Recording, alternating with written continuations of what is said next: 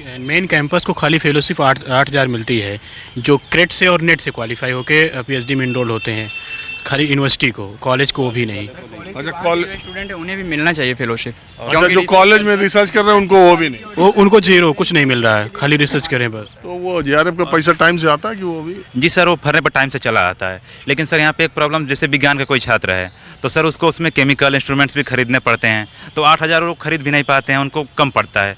तो अब देश के लिए क्या रिसर्च करेगा? रिसर्च अब समाज के लिए होता है, तो समाज उसको जब तक फंडिंग गवर्नमेंट नहीं करेगी या नहीं आएगी तो कहाँ से रिसर्च कर पाएगा वो? जाहिर सी बात है कि रिसर्च में फिर प्रॉब्लम्स आएंगी।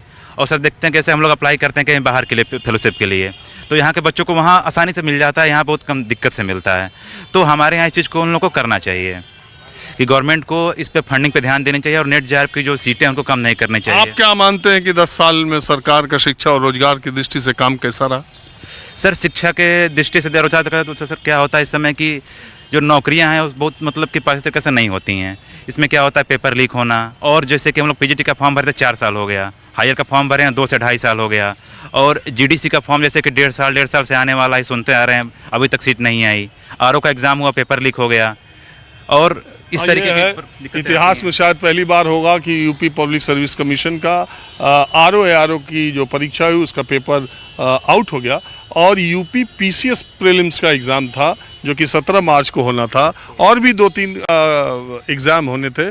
आयोग ने, उत्तर प्रदेश संघ लोक सेवा आयोग, यानी लोक सेवा आयोग जितने भी देश में है वो सब संवैधानिक संस्था है, संविधान में उसका उल्लेख है, लेकिन उत्तर प्रदेश लोक सेवा आयोग के हाथ कांप गए और चुनावों की घोषणा से थोड़े दिन पहले उन्होंने चुनाव के दरमियान जितने भी एग्ज़ाम थे, जितने भी परीक्षाएं थीं, उसको टाल दिया।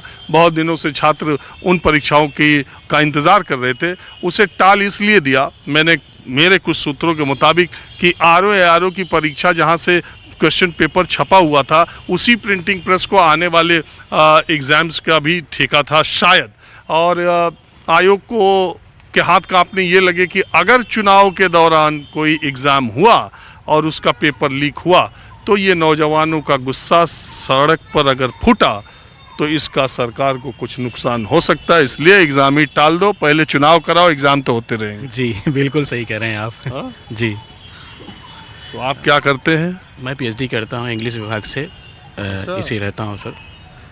तो आप तो बड़े नामचीन, वैसे तो सब विभाग है लेकिन फिराक गोरखपुरी और एन झा की वजह से आपका विभाग बहुत जाना जाता है। तो अभी उसकी स्थिति वैसी ही है या क्या? नहीं सर, जब से न्यू रिक्रूटमेंट आया है ना सर, न्यू फैकल्टी आई है, तब से बहुत बढ़िया चल रहा है सब कुछ, क्लासेस बढ़िया चल रही है। अभी तक तो टीचर ही नहीं थे तो क्लासेस में थोड़ा दिक्कत थी, लेकिन कितने साल? काफ़ी साल, तो जब हम लोग एमए में थे 2016 to 18 तब फैकल्टी बहुत कम थी, लेकिन जब 2021 में फैकल्टी आ गई ना, तब से बहुत अच्छा सब कुछ चल रहा है, कोई दिक्कत नहीं है। तो आपका क्या विचार है ये रोजगार और शिक्षा को लेकर? रोजगार पर सरकार का फोकस ही नहीं है सर, शिक्षा पर कोई फोकस ही नहीं है। वो तो जो अपना काम कर रही है, प्रचार कर रही है, मीडिया में पैसा खर्च कर रही है, सब कर रही है, लेकिन रोजगार के प्रति कुछ काम ही नहीं विकास नहीं हो रहा देश? कहाँ हो रहा है बता दीजिए ना। इंफ्रास्ट्रक्चर विकास होना चाहिए सर, एजुकेशन पे, वो रीढ़ है इंसान की, आगे बढ़ने की वो रीढ़ है, हेल्थ और एजुकेशन, उस पर तो कोई काम ही नहीं है।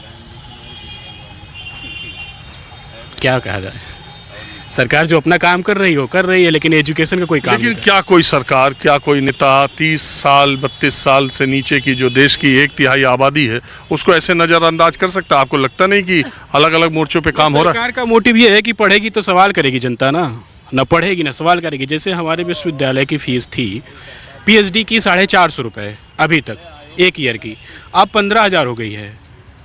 बीए की फीस थी 924 रुपये, अब 4,000 हो गई है, 5600 हो गई है। वो चाहती ही नहीं कि पढ़े, और जब पढ़ेगी तो सवाल करेगी जनता। नहीं तो मैं एक बात जानना चाहता हूँ, 4,000 रुपये सालाना फीस ज़्यादा है? नहीं, सेंट्रल यूनिवर्सिटी में ज़्यादा तो है ही है, अभी जेएनयू में चले जाइए, वहाँ भी फीस बहुत कम है।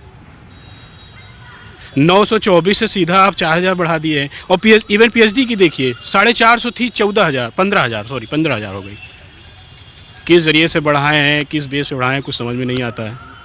उसमें बहुत लोगों के अलग अलग तर्क हैं कि यूनिवर्सिटीज़ को अपने ही संसाधनों से पैसा कमा के और यूनिवर्सिटीज़ के खर्चे को मीट आउट किया जाए।